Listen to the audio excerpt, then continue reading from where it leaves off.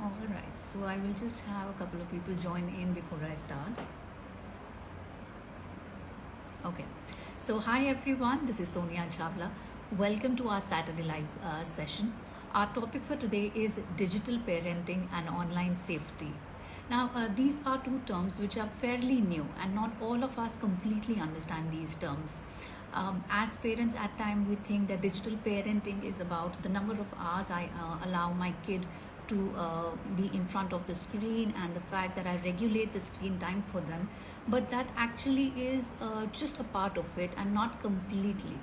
Uh, we as parents at times, even I can't say that I understand technology and all the platforms completely, because there are too many things that are going out there in the online space, and it is completely evolving by the day, and it is very difficult for us to keep pace with the changes that are going on.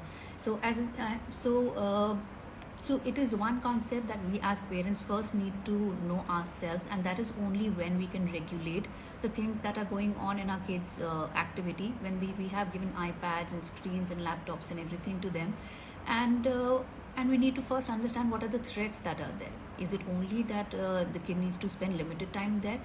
If not, then what are the other problems that the kid can face when we have given them the technology and the platforms to them, and they have a control over it? Now, to discuss and touch upon this topic, I have with me today Amitabh Kumar, who is the founder of Social Media Matters. And he is one person who has been in the space of digital parenting, online safety, and digital literacy for a while now. And he has been taking online workshops across India with parents to educate them about these concepts and help them deal with the situation. Now, let me quickly get him into this session, and we'll take it on from there in terms of what this concept is. If you have any questions, just feel free to send them to me in the comment section. Hi, Amitabh. Hi, Sonia. How are you doing? Doing well, doing well. Considering, So,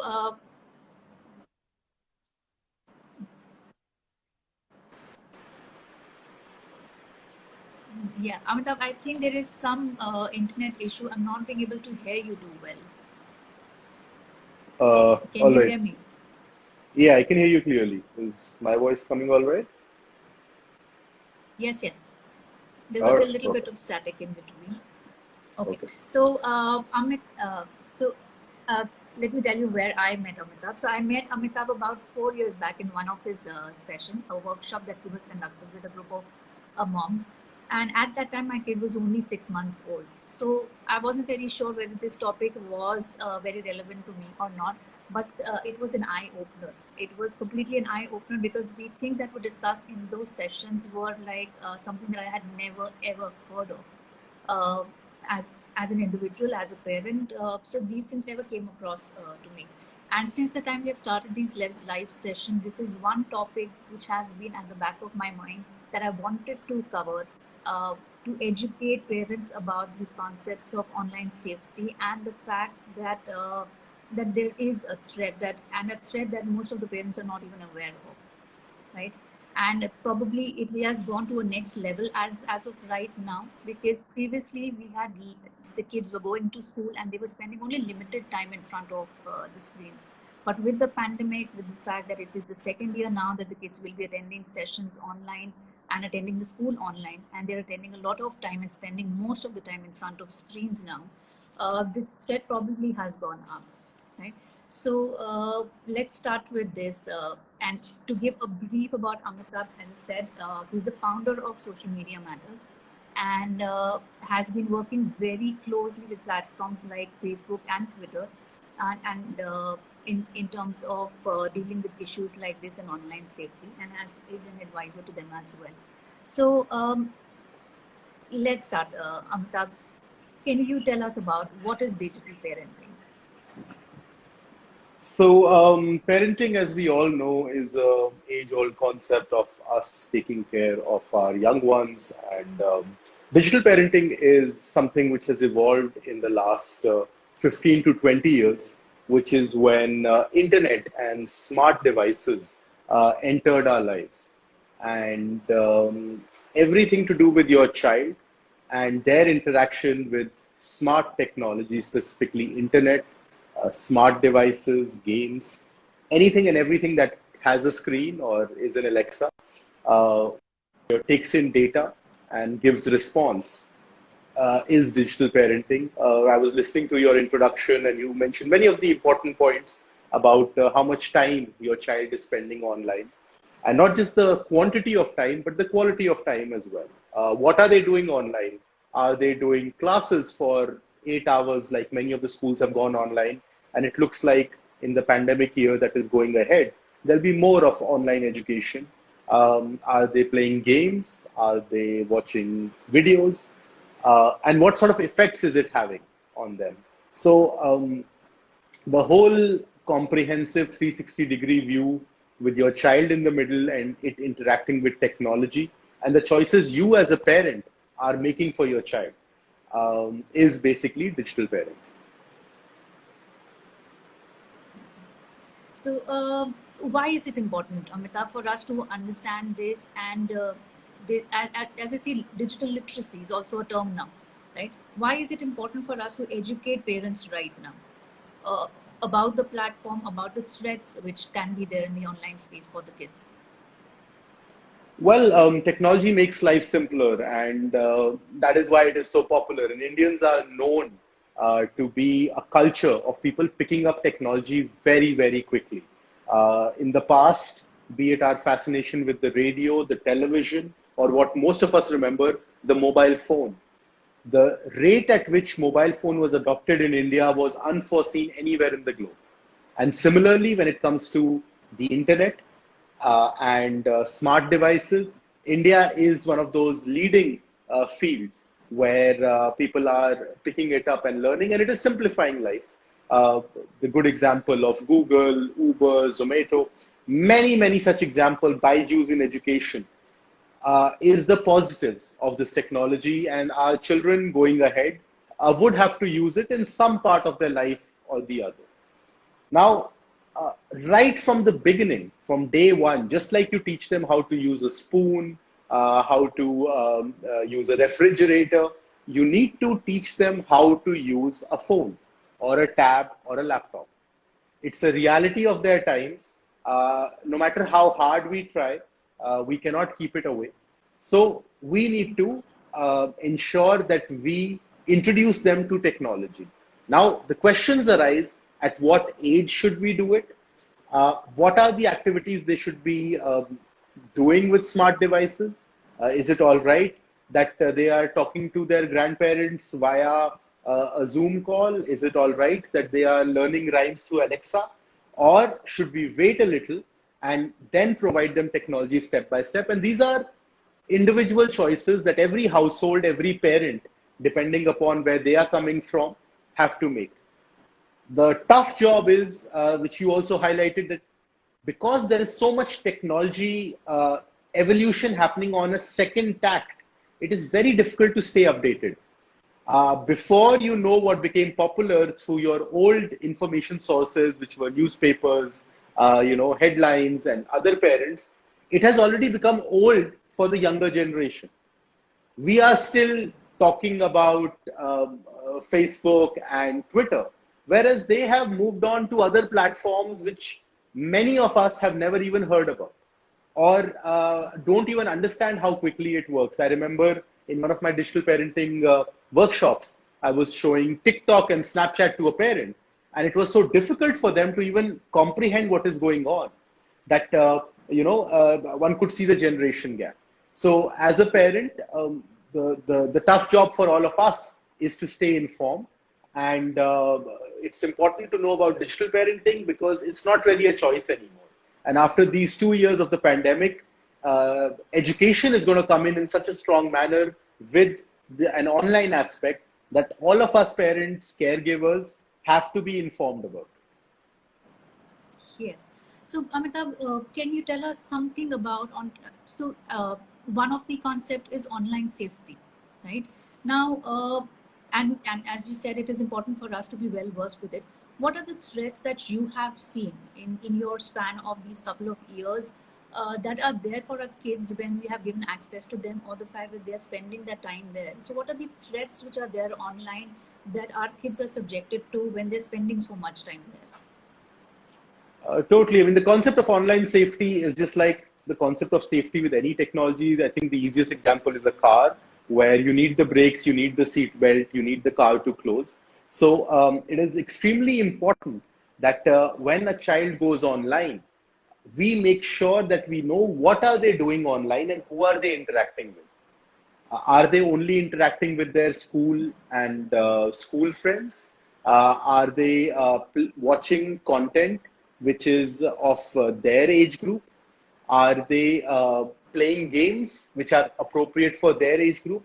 Or are they indulging in behavior which could be problematic? So, very basic problematic behavior is sharing too much private information. And this could be in form of private images. This could be how much money does my father or mother make. This could be what is my address. When you go out on the internet, just like the real world, there are good people, there are bad people. And just like you teach your child, uh, in America, there's a famous phrase of stranger danger. The same has to be explained to them in the online world. I remember when we came to the internet, nobody told us about it, and there used to be this messaging app called ICQ, and we used to have 5,000, 6,000 friends on them, and we did not know most of these people.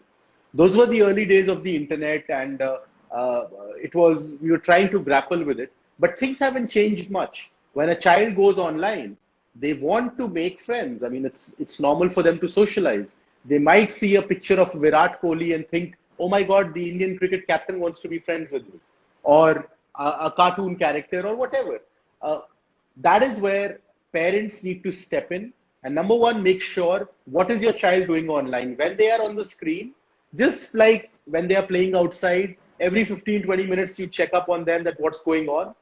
Have a look of what's going on that screen. Is it a nursery rhyme, which they should be learning in nursery? Or is it an adult video playing, which is probably better for them to get used to when they are a little older? So, number one rule is always know what your child is viewing on the screen. Number two, how are they reacting to it? What is happening? Are they talking to you about it? Are they asking questions? Let's say about Africa, if they saw something on National Geographic's Instagram channel, or are they trying to hide and trying to be silent and secretive?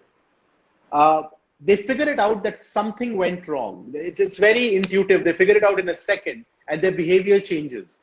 They want to hide the phone. They want to keep the tab to themselves. They want to go in a corner. That is when they have got a piece of information they can't work with. One of my very close friends' child, I remember, is really scared of snakes, really scared of them. So when he sees them even on the screen, he gets scared, he gets nightmares. So it is not just a person from or another human being who could be creating a negative experience. It could be content like snakes or dragons for some children, whereas for other children, it could be a different part. And number three, and it always depends on the age group, this was really small kids. But when children are of the age group between 8 to 12, that is when they experience cyber bullying for the first time, right? And this could be about anything. It could be about the background in this call. I mean, I have a simple wall. I can see the sofa and a few pictures in your background, and people could make fun about it. Or about body shaming. I know it sometimes sounds strange, but children as 8 and 9 are getting cautious about their physique, or how much money their parents have and what sort of t-shirts they wear. So cyberbullying is something that, again, has a very similar outcome on your child, where they start getting cranky. They usually let go of things they used to love. So it could be food, it could be playing outside, it could be their favorite toy that somebody made fun of and they give it up. In a very recent conversation that I was having, one of the children, did not like their pet anymore because it was a street dog rather than a expensive, breed. So very, very small things have extreme impacts on children. So the rule of the thumb is very simple. Find out what they are doing online and do it in a conversational manner. The easiest trick, and every parent asks me that how do you start a conversation, is you tell them what happened with you online. And it could be very simple. It could be, oh, I had a chat with the mommy wise and I spoke about digital parenting. And suddenly it turns into a conversation rather than that old school methodology of come, sit down, I need to tell you something. So what is happening with the internet is that children are growing up really, really fast. I mean, the 5 years old and the 8 years old nowadays, they talk like we used to talk when we were 14, 15. So that's how things have changed. Or at least I feel that a lot because I interact a lot with children as well about these topics. And it is very important that we have conversations with them and we observe their change in behavior. Change in behaviors is usually the best indicator that there is something which is not appropriate in their online life. So, Amitabh, you said that the best way for us to monitor this is that we keep, you can say, snooping into their room and checking in what is it that they're doing, and we keep checking on what is the activity that's going on. Is that the only way? Is that the best way? Because honestly, I know for a fact that this generation is way too smart. I know my nieces and nephew have told me stories of that what all they do in the second window or a third window or a fourth window when the school class is going on. So they know how to outsmart, how to hide, all these things. So is that the only way we can monitor? See, the snooping part is more for little older children. So I mean, 8 to 12 or 12 to 14 are still. I mean, 8 to 12 is already young adults as we start calling them. But the screen monitoring was for really young kids. That was more of the 5 to 8 age group.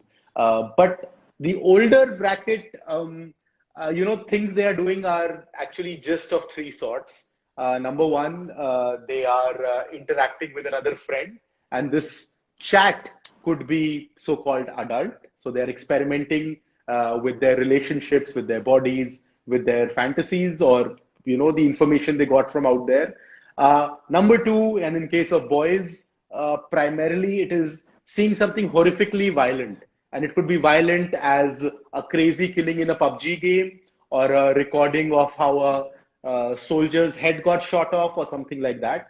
And number three is having an interaction with somebody they don't know, or somebody who they are very, very interested in, who's probably a little older and they've figured it out. So even when children say that, okay, we are doing this, it actually just falls into these three categories because the internet, as different as it is, the real world harm is actually bucketed into these three categories. It's not much more than that.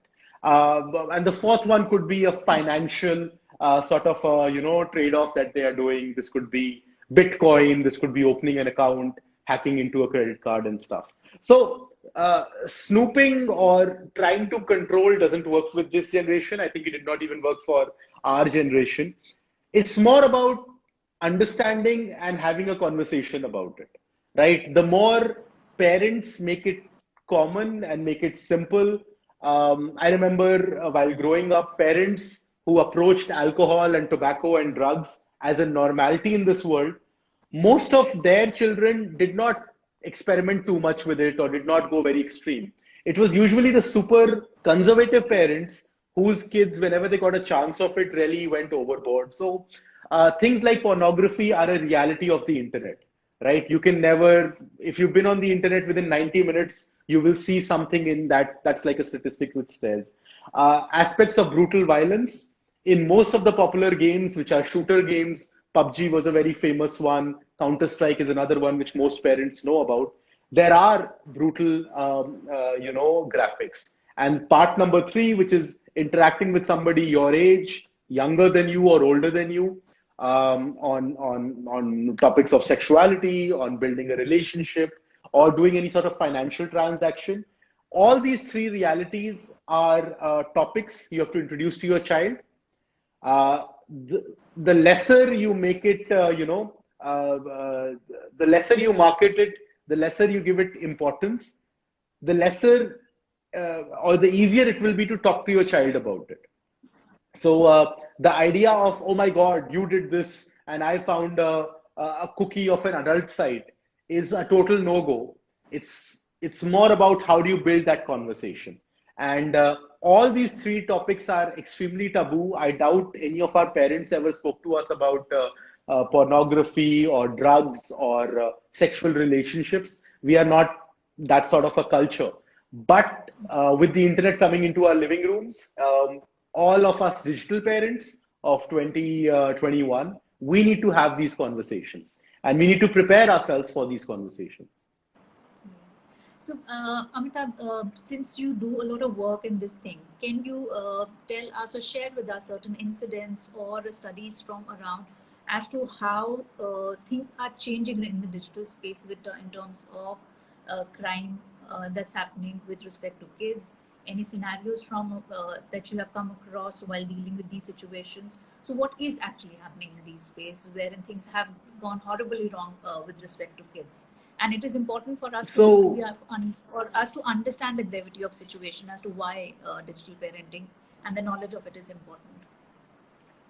Certainly. So, I mean, I'll take up something very recent because, of the COVID year, and a lot of phone numbers and WhatsApp numbers have been shared for various reasons, to get information. Maybe you were trying to help out a friend.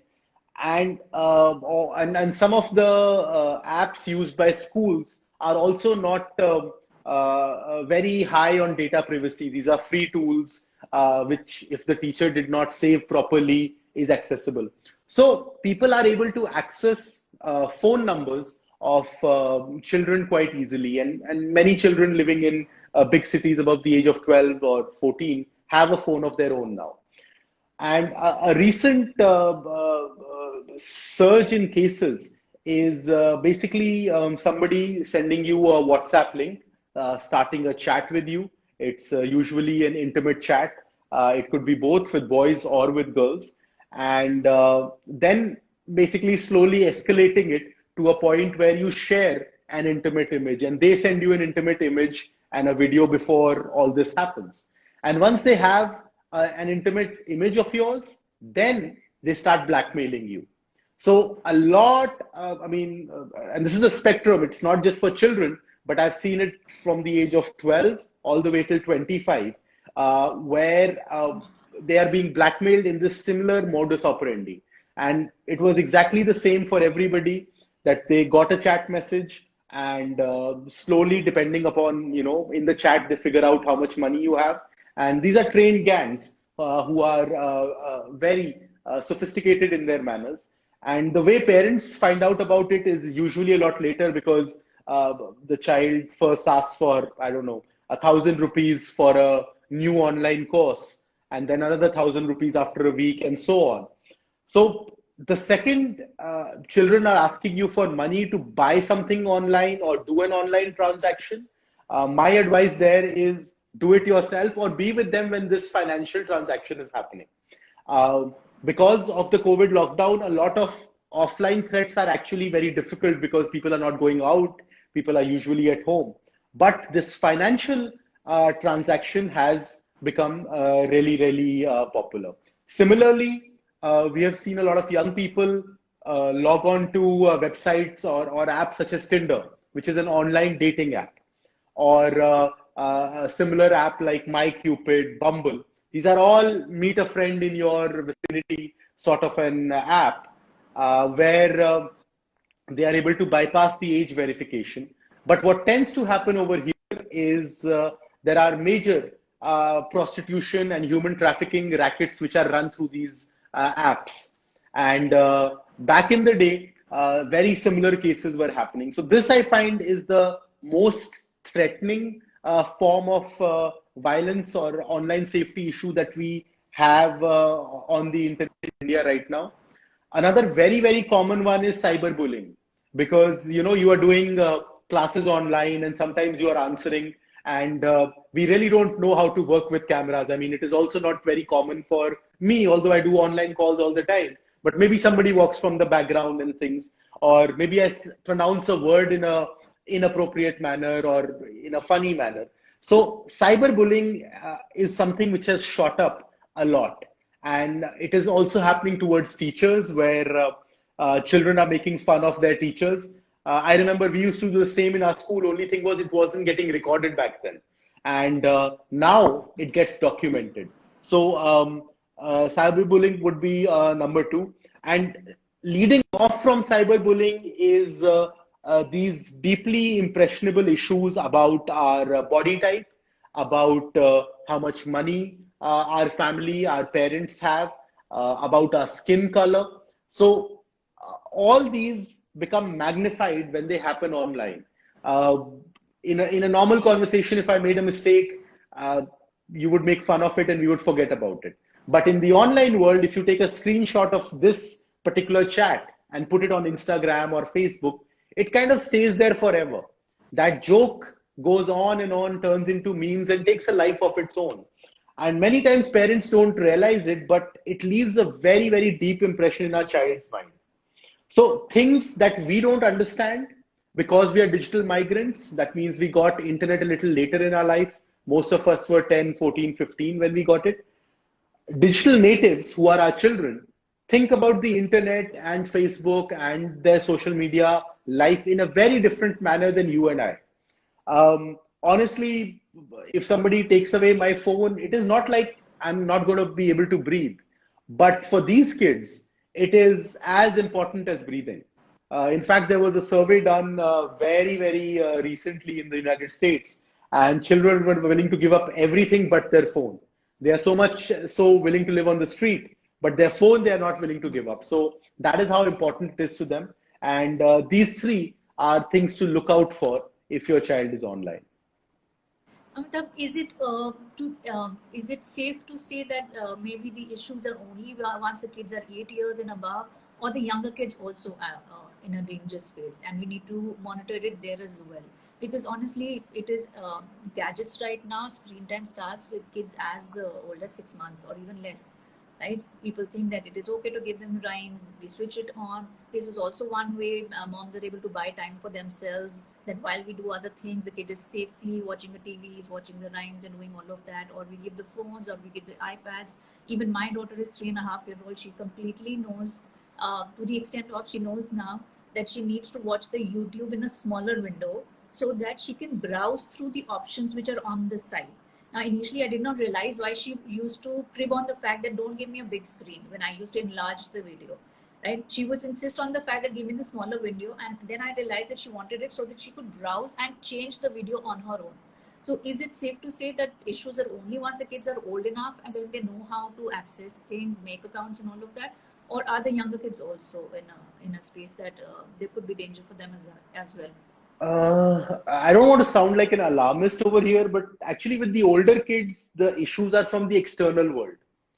With the younger kids, the issues are actually more internal and also with their mind. So what you explained with your child, that's pretty much in the region of a word called doom scrolling, where you are scrolling but you don't know what you're looking for. Though I think with your child, they know what they are looking for.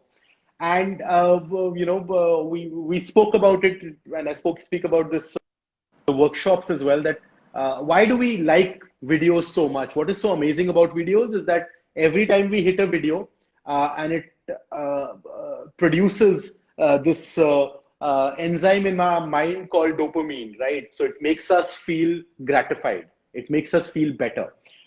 When the child hits that particular rhyme, it comes in the exact same format like they saw it yesterday. So this repetition of behavior is something which gives them a little bit of a mental high that, okay, I achieved it. I clicked on something and it sang this song for me. And on the other side, they are scrolling to find a new video which does exactly the same. So their attention span is actually decreasing. They don't love the whole song. They just like that one part of the song. And once that is done, they are already kind of bored and they're searching for something else. And this happens to a lot of us. Many of us watch that same movie again and again just for that one dialogue. I mean, Andaz Apna Apna is a great example for this. It has 5 jokes, and everybody watches that movie again and again just to get those jokes. Or Tom and Jerry. You know, every time Jerry wins, we get happy and stuff like that. So why children do it and how fast they are is that they can also use multiple devices. Many people are chatting with their friends while scrolling at a screen over here. You see that all the time because they have already reached a level where their minds are used to a certain sort of a engagement, a certain sort of a dopamine high, which you only get the first time you start a video. And then as the dopamine starts sinking, they start searching for something else. So that was part one, which is with their mental health. And it is too soon to say how will this affect them in the long run because it's the first generation which is going through it. Studies will come. But a different part for younger children is the camera. So many apps, many viruses, and many backdoor softwares tend to access the camera of the phone, tab, or laptop. And what we tend to do is, and we forget about this at many times. For example, a child is taking a bath and you want to take a picture and send it to your grandparents and family. I don't know. It's the first time they took a bath together. But it's also a naked child. Now, a picture of a naked child on the internet automatically attracts pedophiles and that sort of negativity over there. So when it comes to young children and their pictures and their photos and their behavior, it is extremely important to keep it private, right? It is very, very important for parents with, especially that age group that you're talking about. Go to the settings and see if the app has something called parental controls, right? YouTube, Netflix, Amazon, Facebook, Twitter, all of these apps have parental controls where they make sure that the content, if the child is seeing it, it is YouTube Kids and it's not the normal one. And they try and curate the content as per that age group and make sure that there is no adult content. Similarly, please make sure that the screen time is controlled. I see a lot of children in parks, in restaurants, spending all the time on the screen. So it is extremely important to make sure that the screen time of the child is controlled and it is not extended beyond, let's say, 1 hour in a day or so. So those 2-3 points are very important to be kept in mind. So in the very end, Amitabh, what are the other tips and tricks that you would want to give the parents as of for right now, and the tools that might be there that they can use to have some kind of control over the things and for them to be able to monitor the activity of their kids online? I think for beginning, start the conversation. I don't know how many parents have this conversation, but what is the child doing online besides the classes? So classes are important and do it from a very non-judgmental part. Which games are they playing or on what apps are they? And don't do it from the questioning perspective that why are you wasting your time? No, no, no. Do it from an interest perspective that what is it that you are watching on Instagram? And it could just be videos of Bollywood celebrities or of pop stars or of television stars, but try to get that information. Then, and it's not a process that after this talk, you can just go and start talking to your child. Your child was not part of this talk. So for them, you need to introduce it and do it slowly. Also figure out and ask them, what are the apps that are installed on their phones, right? Because the apps and the games are very well age rated. There are apps which are only for people 18 and above. There are other apps that are for ages 13 and above, like most of the social media platforms. And then there are apps which are good for children 5 and above and games as well. So if your child is talking about a particular game, let's say PUBG, most of the children were talking about it. Now also they are playing it through VPN, but that game is mostly 18 and above, unless you have put a age rating on it. So figure that out. Number 3, something I said right in the beginning is change in behavior. Are they happy? If they are happy, if they are enjoying, if they are social, dancing, singing, drawing, whatever they are doing online is all right. They are doing it correctly. If any of this is missing or it is changing, right now specifically, something that I tell all the parents, please don't over news. That means please don't watch the news about COVID 24 hours. Just don't do it. You get afraid and you send that fear further, right? That death total, oh my God, this person got it in the colony, that person got it. Uh, what parents tend to do at times is that we transfer our fears to our children very, very easily. So don't be afraid of technology. Observe their behavior. Is it changing? It could be changing for many reasons, but technology could be one of them. Start your conversation, and no matter what, and I say this to all the parents from my heart, your only job is to love your child right now. That is it. If they're not getting COVID and you are loving them, you are a super mom and a super dad. Most of the problems come from our guilt of trying to be a super mom and super dad. So don't try to be a coach like Amir Khan in Dangal or something like that. Just be a very simple, normal parent who loves their child. Have a conversation with them, and you and your child should do just fine. Majority of children are doing well on the internet, and so are the parents. It's just the minority which do get into some serious trouble from time to time. And one, I don't know if there is a right or a wrong answer to this, Amitabh, but what is the age as to when the parents should give a dedicated phone or a tab to the kids and let them make these Facebook accounts and the Twitter accounts and the Instagram accounts? Is there a right age? Because right Well, now I see the kids as young as 5-year-old have an account of their own. yeah, But that's just wrong. I mean, I can be black and white about 5 years old. They should not be on Facebook. In fact, Facebook would say that as well. Uh, Globally, as per research, as per law, it is 13 and above. That's like the global acceptance of it. It is very difficult. I completely get it. It is very difficult. But it is equally difficult when it comes to the motorcycle key for your child or the car key. But because there is a norm, there is a license, we say it's 18 and above. And very soon, in the next 5 years, about the internet, things will also become that similar. So I think having their own Facebook account and social media accounts is a recipe for disaster for many reasons. And it's not just one, it is for many reasons. Also, individuality or their own personal ego hasn't developed that much. They don't even know, they are kind of absorbing you and reflecting it on the world. When they are 4, 5, 6, their personalities are still forming. So uh, I would really recommend parents to have a long chat with their children, not to have a profile at that age. 13 is the recommended age globally. There are many experiences they can have without creating their own profile. They can use Facebook with you.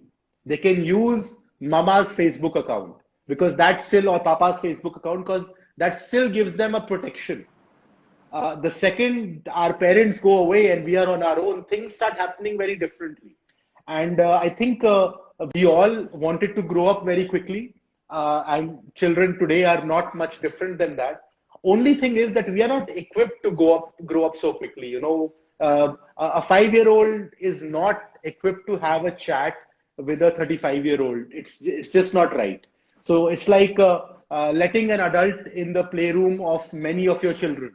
Would you ever do that? Or letting your child alone on a highway? Would you ever do that? That's what the internet is. As far as they are holding your hand, as far as you are in the room, there can be other adults there. But if they are on their own, there should be only children, and that too supervised. I mean, it's just like when you send them to school. You have a teacher, you have a nurse, you have people looking after them. You would not send 10 children alone in the city, like 6-year-olds, saying that, okay, go for a walk. So have that approach towards technology as well. wonderful. Thank you so much, Amitabh. It was really an informative session. I truly loved it, and I'm sure everyone who's going to watch this and has been there with us live would agree to the fact that this is very informative session and would help a lot of parents. Thank you so much for taking us time for this session. And trust me, I had been waiting to do this for a long time, but I'm glad that we have finally done this session. Thank you so much for your time. And Oh, it was a everybody who's pleasure. out Thank there, you. do follow Thank you. us. I'll be saving this live session in our feed. So if you have missed any section of it, it will be available in our IGTV. So you can go ahead and tag your friends and pass on this video to others as well who will gain from this session.